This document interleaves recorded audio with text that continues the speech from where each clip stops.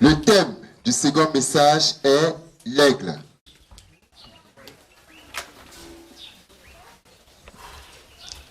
L'aigle.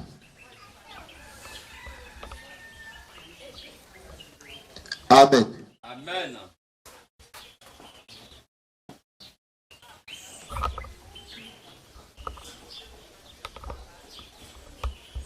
Première lecture, Deutéronome 32, verset 11. On se lève tous et toutes.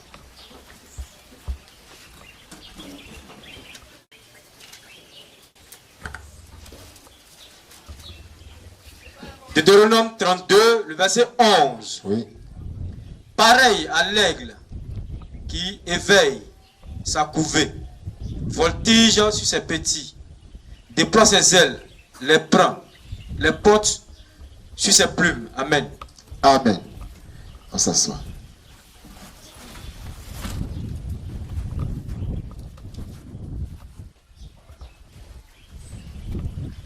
Deutéronome 32, verset 11.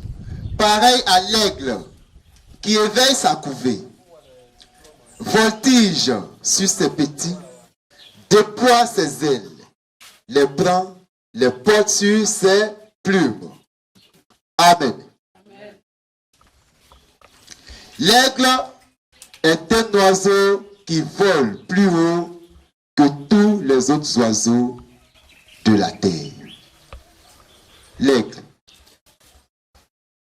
est un oiseau qui vole plus que tous les autres oiseaux de la terre.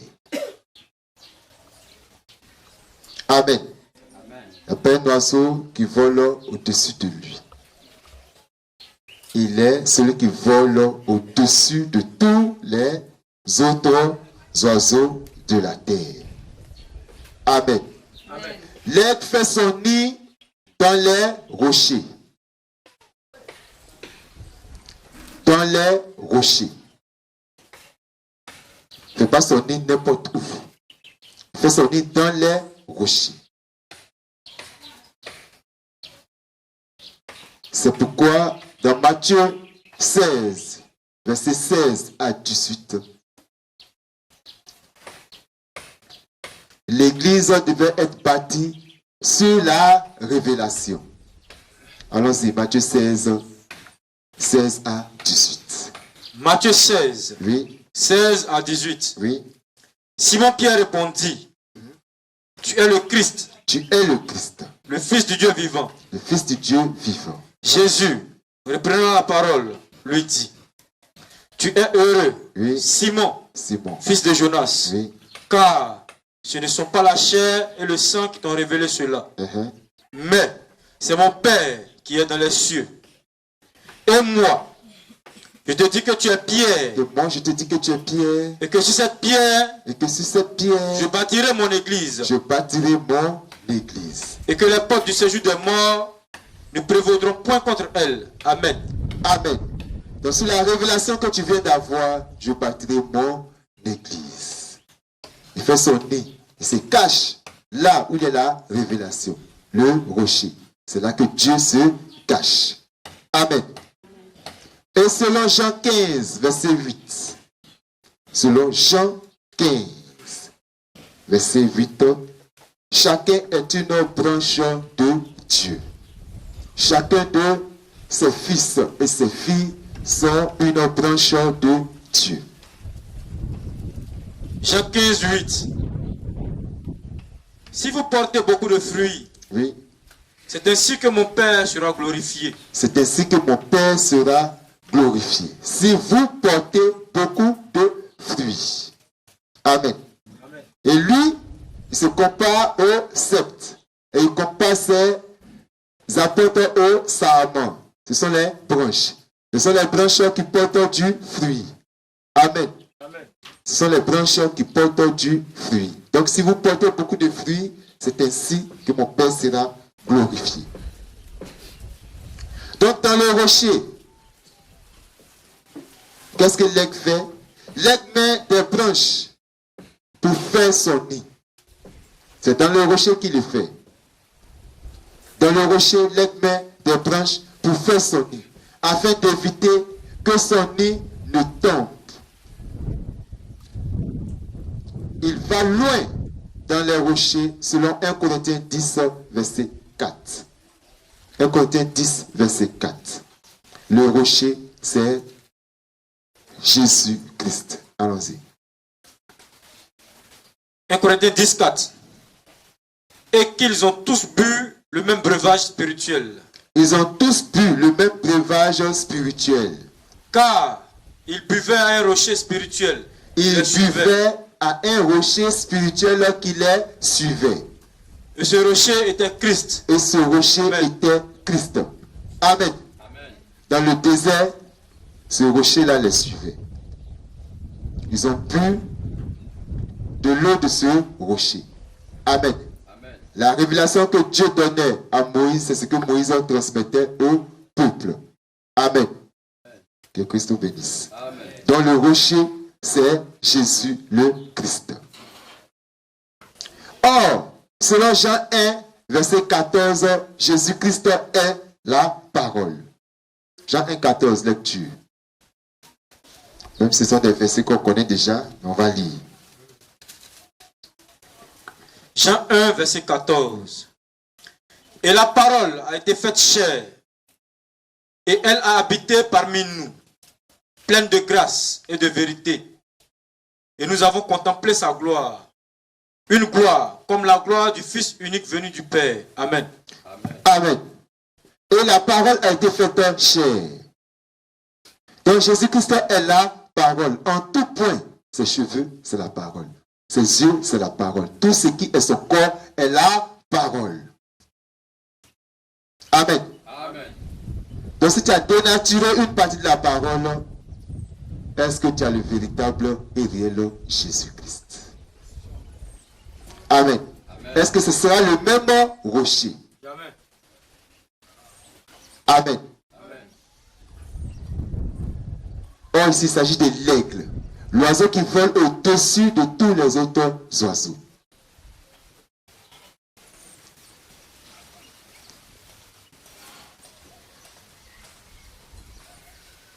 Il bâtit son nid dans la révélation. C'est dans la révélation qu'il bâtit son nid. Alors pourquoi il a donné cette révélation à qui? À Pierre. Le patrimoine d'église. C'est lui son église. Et pour bâtir son nid, il prend des branches. Et la Bible dit que les chrétiens sont ses branches. Il va très loin dans les rochers. Très loin. Ce que la pensée humaine ne peut pas comprendre. Et celle-là, c'est Christ. La révélation des mystères de Dieu. Amen. Amen. Donc, il est différent de la pensée humaine. Sa vision est différente de la vision des autres oiseaux. Amen. Amen. Que Christ nous bénisse. Amen.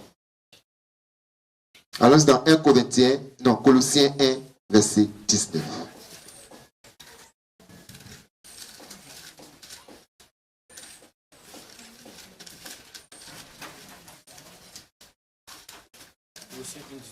Oui. Colossiens 1, 19. Car Dieu a voulu que toute plénitude habitât en lui. Amen. Amen. Dieu a voulu que toute plénitude habitât en Christ. C'est tout. Ce qui n'est pas en Christ, là, ce n'est pas de Dieu. L'aigle n'en a pas besoin pour faire son nid. Amen. Toute parole, tout enseignement qui ne vient pas de Christ, l'aigle n'en a pas besoin. Amen. Un autre oiseau peut prendre, mais l'aigle n'en a pas besoin. Pour faire son nid, il n'en a pas besoin. Amen. Pour s'identifier en un lieu, il faut que là soit la révélation de Dieu. Il faut que là soit la parole. Parce que Christ Jésus est la parole. Amen. Amen. Que Christ nous bénisse. Amen. Donc pour voler, l'aigle a deux ailes. qui sont l'Ancien et le Nouveau Testament. Amen. Amen. Pour voler l'aigle à deux ailes, qui sont l'Ancien et le Nouveau Testament. C'est ça qui lui permet de se déplacer. C'est ça qui lui permet d'aller très haut.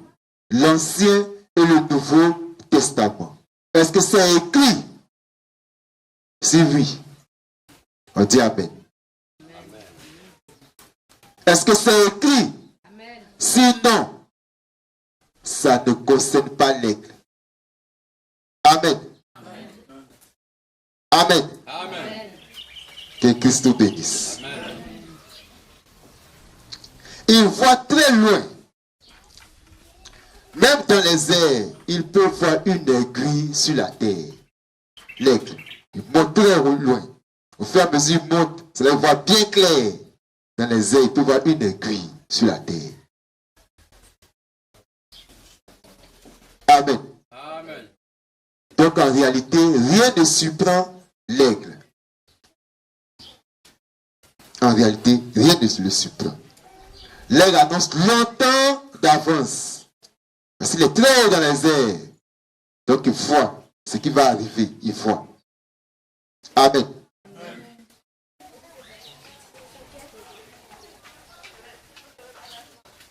L'aigle mange un animal qui est chaud et non un animal en putréfaction. Amen.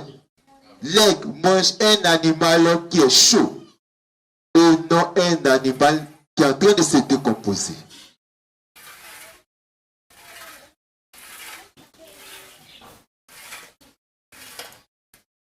Amen. Amen. L'aigle mange un animal qui est chaud et non un animal qui est en train de se décomposer. Est-ce qu'on comprend? Un animal qui est chaud, il vient de mourir. C'est lui-même qui le tue. Ça, il mange. Pas un animal qui est mort, qui est là, qui est en train de se décomposer, il y a les mouches dessus partout là. C'est pas ça que l'aigle mange. Amen. Amen. Donc le chrétien mange le message de son temps, le message de son époque. Amen. Le chrétien ne mange pas la nourriture hybridée. Le temps est passé.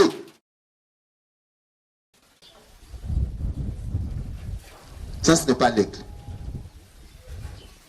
Donc quand l'évangile est prêché, quand le message vient de sortir, c'est là le chrétien met en pratique. Amen. Amen. Le chrétien ne dit pas je vais mettre en pratique. Non. Le message vient de sortir. Le Père dit voici le message de l'heure. Ça vient de sortir. Le chrétien fait quoi? Il met en pratique. Il te met dans le rocher.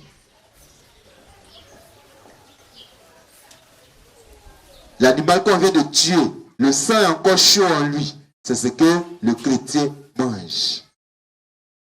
Amen. Amen. C'est un message. À son avance. Des messages qui sortent. Il y a des messages qui vont sortir.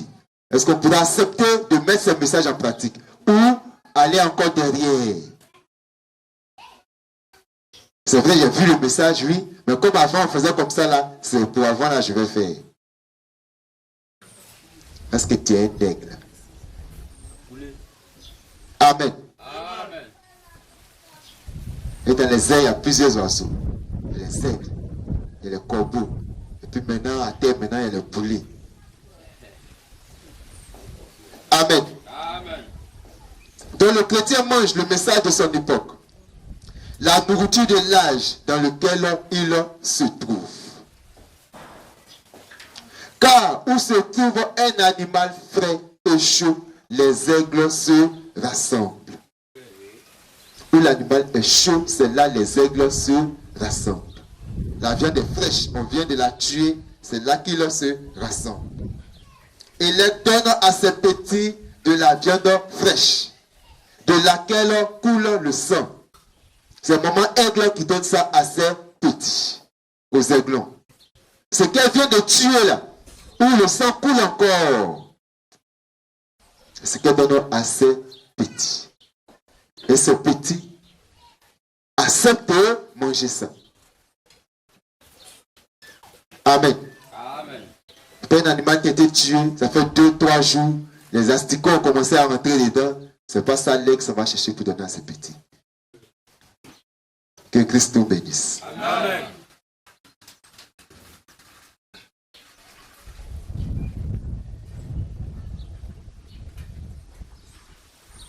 L'aigle vit dans les airs, selon Éphésiens 2, verset 6. Lecture.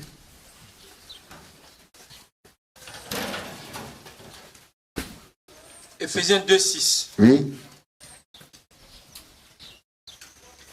Il nous a ressuscités ensemble Il nous a ressuscités ensemble et nous a fait asseoir ensemble dans les lieux célestes et nous a fait asseoir ensemble dans les lieux célestes. en Jésus-Christ. En Amen. Jésus-Christ. Amen. Amen. Amen. Donc l'aigle vit dans les airs. Et quelqu'un qui vit dans les airs, et puis quelqu'un qui vit sur la terre, les deux n'ont pas la même mentalité. Amen. Amen. Amen. Les deux n'ont pas la même réflexion. Les deux n'ont pas la même manière de voir les choses.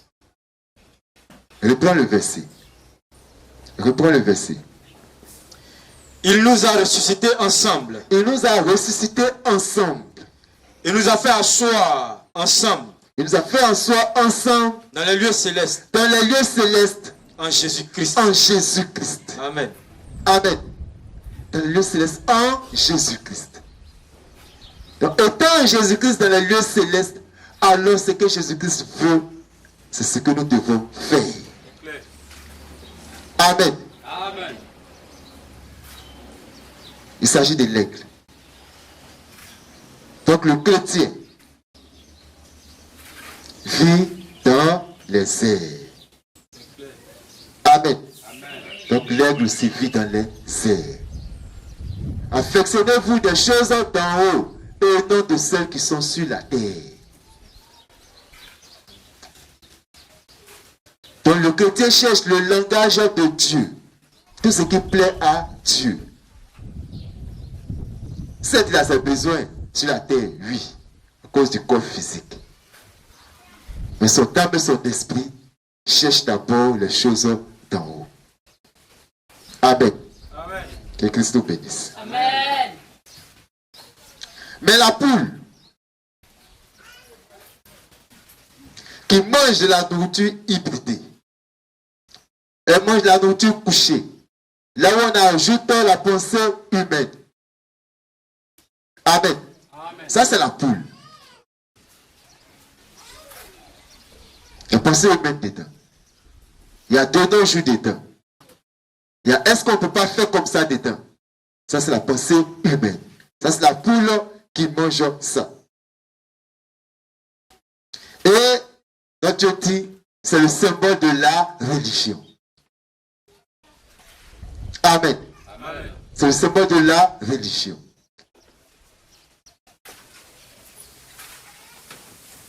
Or, si nous affectionnons trop des choses de la terre, on finit par se comporter comme les religieux.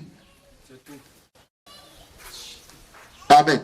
Amen. Si nous n'acceptons pas de nous dépouiller pour demeurer dans les airs, pour voler dans les airs comme l'aigle, si nous refusons la nourriture que l'aigle nous donne, Amen, Amen. on va prendre un comportement religieux. Amen. Amen. Que Christ nous bénisse. Amen. Donc les religieux écoutent les messages dont le temps est passé.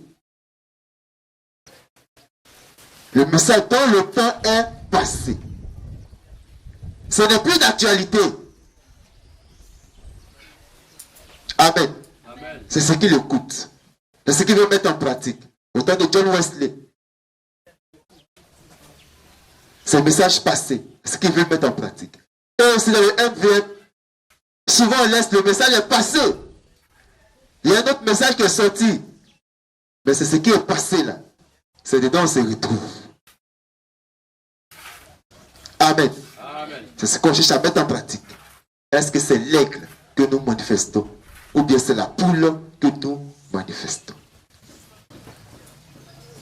Amen. Amen. Parce que la poule n'ira pas dans l'enlèvement. L'enlèvement, c'est pour les aigles. On peut acclamer le Dieu de la Sainte Bible.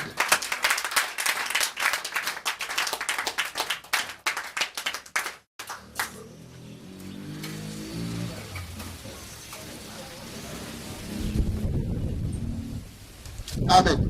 Donc la religion qui mange la nourriture hybridée est toujours surprise par les événements. Toujours surprise par les événements. Mais l'aigle n'est jamais surpris par quoi que ce soit. L'aigle n'est jamais surpris par quoi que ce soit. Avant que la chose arrive, Dieu le montre. Amen. Amen. Tout danger qui va arriver à un fils de Dieu, à une fille de Dieu, Dieu le montre.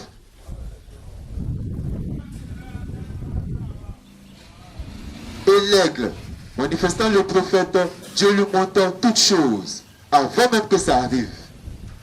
Amen. Amen. Et il annonce ça longtemps d'avance, avant que ça ne se manifeste sur la terre.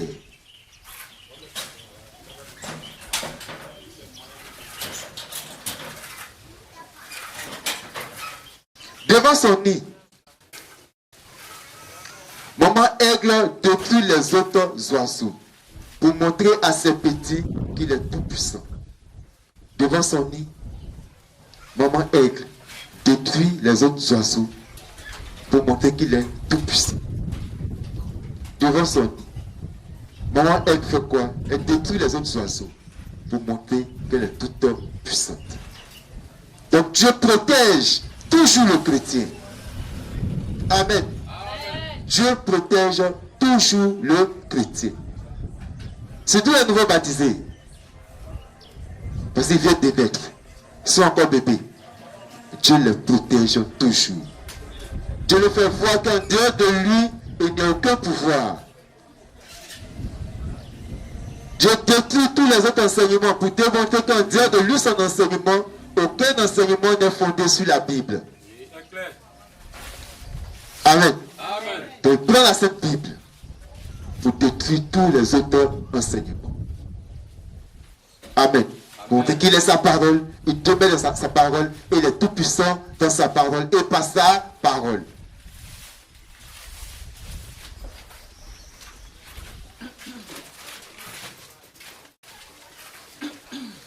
Et son nid se trouve où? Dans la hauteur pour éviter que les serpents viennent manger ses petits. Il met son nid dans la hauteur pour éviter que les serpents ne viennent manger les petits. Or, selon Apocalypse 12, le serpent est sur la terre. Mon frère Folie.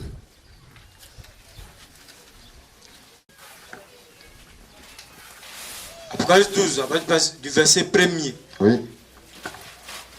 Un grand signe parut dans le ciel. Une femme enveloppée du soleil, la lune sous ses pieds et une couronne de 12 étoiles sur sa tête. Elle était enceinte et elle criait, étant en travail et dans les douleurs de l'enfantement. Un autre signe parut encore dans le ciel. Oui. Et voici, c'était un grand dragon rouge, C'était un grand dragon rouge, ayant 7 têtes et 10 cornes, et sur ses têtes 7 diadèmes. Sa queue entraînait le tiers des étoiles du ciel et les jetait sur la terre. Le dragon se tint devant la femme qui allait enfanter, afin de dévorer son enfant lorsqu'elle aurait enfanté. Elle enfanta un fils. Elle enfanta un fils Qui doit paître toutes les nations avec une verge de fer. Et son enfant fut enlevé vers Dieu et vers son trône. Et la femme s'enfuit dans le désert, où elle avait un lieu préparé par Dieu, afin qu'elle y fût nourrie pendant 1260 jours. Amen. Amen. Continue un peu. Et il y eut guerre dans le ciel. Il y a une guerre dans le ciel. Michel et ses anges combattit contre le dragon. Combattit contre le dragon. Et le dragon et ses anges combattirent. Mais il ne fut pas les plus forts. Il ne fut pas les plus forts. Et leur place ne fut plus trouvée dans le ciel. Et il fut précipité, le grand dragon, le serpent ancien, appelé le diable et Satan, celui qui séduit toute la terre, et fut précipité sur la terre. Il fut précipité sur la terre. Et ses anges furent précipités. Et ses anges furent précipités aussi avec lui. Amen. Amen. Nous allons venir combattre le reste de la postérité de la femme. Amen. Donc, pour ne pas que ce serpent-là atteigne les aiglons, l'aigle met son nid dans les rochers.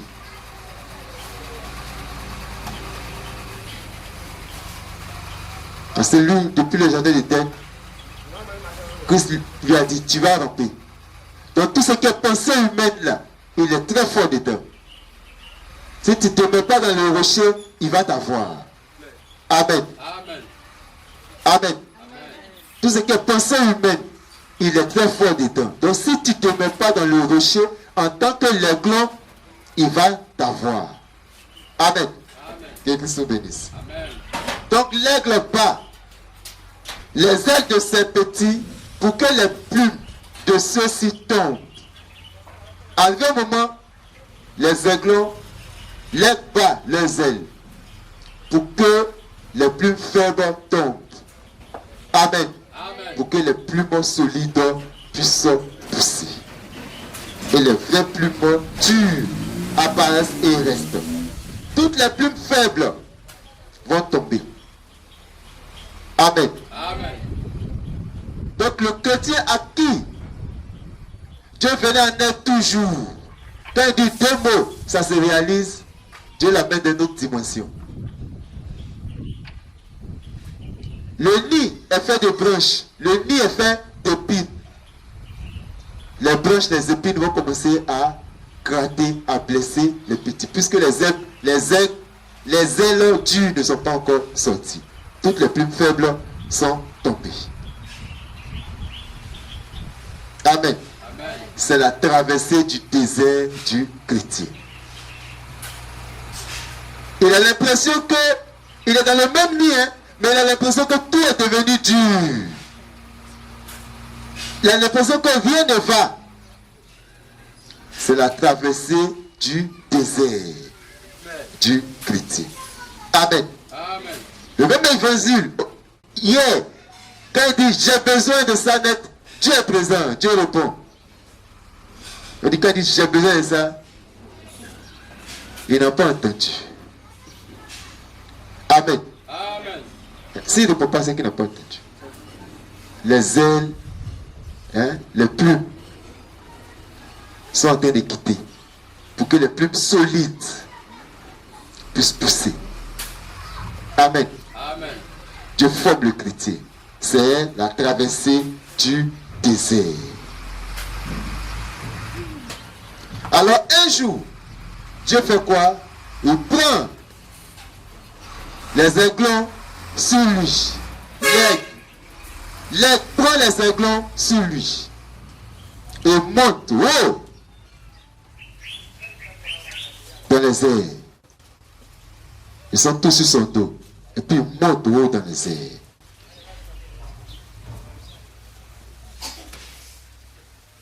Sur ses ailes qui font 4 mètres chacune, il monte haut dans les airs.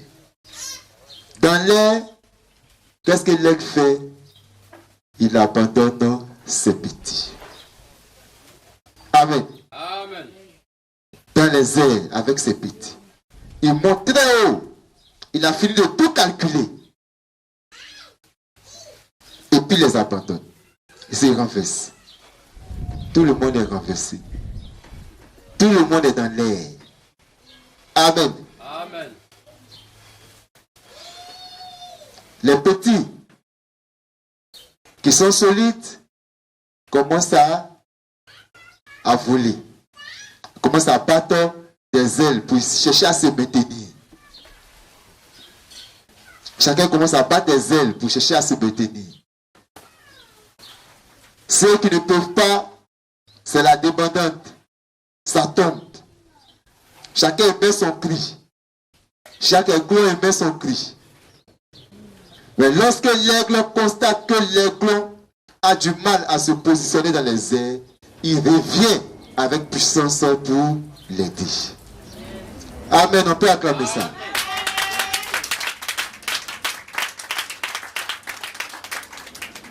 L'aigle, dans la formation qu'il donne à ses enfants, à ses aiglons, il les prend chacun sur son dos. Il monte encore haut dans les airs et il se renverse, il les laisse tomber. Chacun bat les ailes pour pouvoir se maintenir. Ceux qui n'y arrivent pas, au moins ils pensent qu'il n'y a plus d'espoir pour eux, au moins ils pensent que tout est fichu pour eux. Alors l'aigle vient en puissance pour les reprendre, pour les aider. Amen. Amen.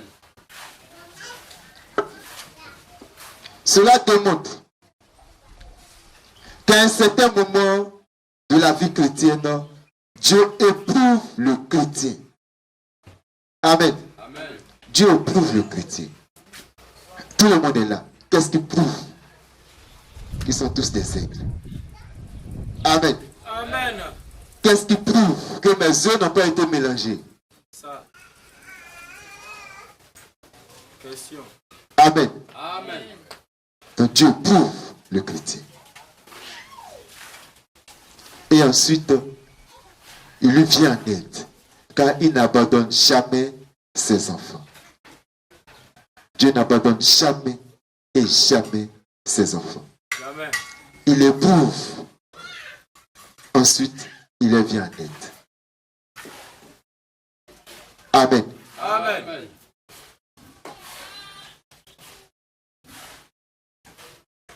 Donc s'il a pris l'exemple de l'aigle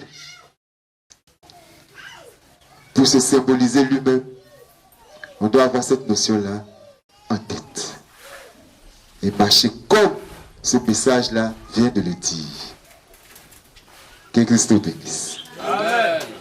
Dieu fait cela pour former ses enfants afin qu'ils sachent voler de leurs propres ailes. Amen. Amen. Dieu fait cela pour former ses enfants afin qu'ils sachent voler de leurs propres ailes. Toujours si on te donne, toujours si on te donne, toujours si on te donne. Le jour où on ne te donne pas, tu ne peux plus te battre. Amen. Amen. Ça, c'est une formation. C'est une formation. Donc, on te donne, et puis on coupe un peu, et puis on t'apprend à chercher. Quand tu n'y arrives pas, on te dit c'est comme ça on fait. C'est comme ça on fait. C'est comme ça on fait. Amen. Voici comment Dieu fonctionne avec nous.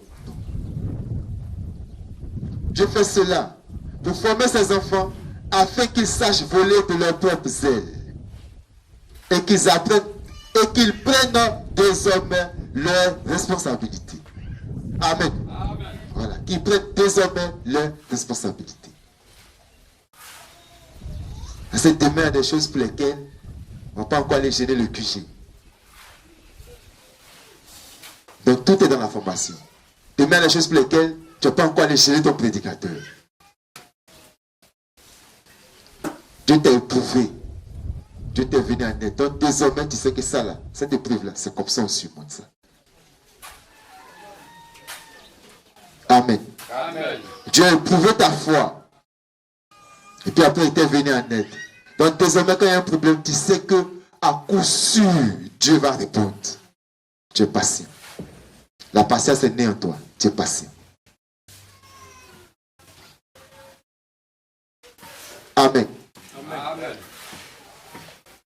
t'a éprouvé, il t'a appris à discerner ce qui est bien de ce qui est mal. Il t'a appris à comprendre en tant que chrétien que tu dois demander selon lui sa volonté. Amen. Et que quand ce n'est pas sa volonté, il ne se retrouve pas dedans. Il ne va rien te donner.